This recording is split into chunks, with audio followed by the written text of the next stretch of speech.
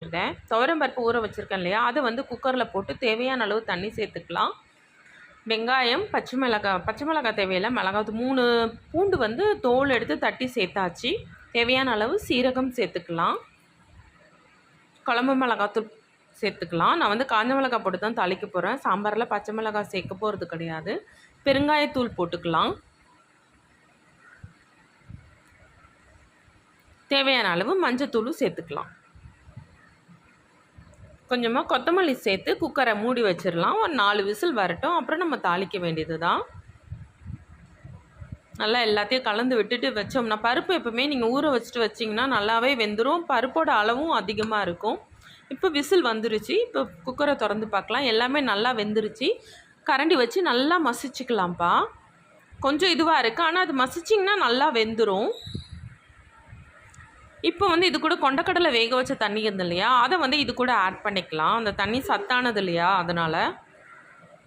இப்போ வந்து நம்ம சாம்பாரை தாளிச்சிடலாம். ஒரு மண்கடாய் வச்சுருக்கேன். பருப்பு வந்து குக்கர்லேருந்து பாத்திரம் மாற்றிட்டேன். வெண்டைக்காய் கட் பண்ணி, வெங்காயம், புளித்தண்ணி, கல்லுப்பு, கடுகு, காஞ்ச மிளகாய், கருவேப்பிலை எடுத்து வச்சுருக்கேன் தாளிக்கிறதுக்காக.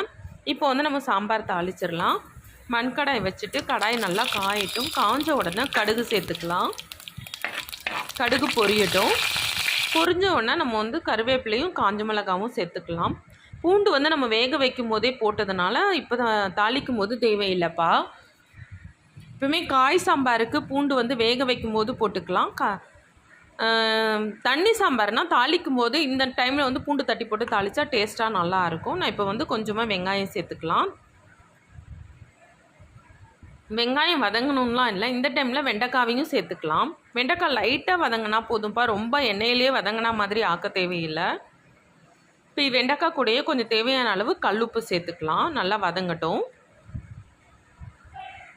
நல்லானா டீப்பாக இல்லைப்பா, லைட்டாக இதுவானால் போதும். ஏன்னா சாம்பார் அந்த தண்ணியும் ஊற்றி கொதிக்கும் போது கொஞ்சம் இதுவாயிரும்.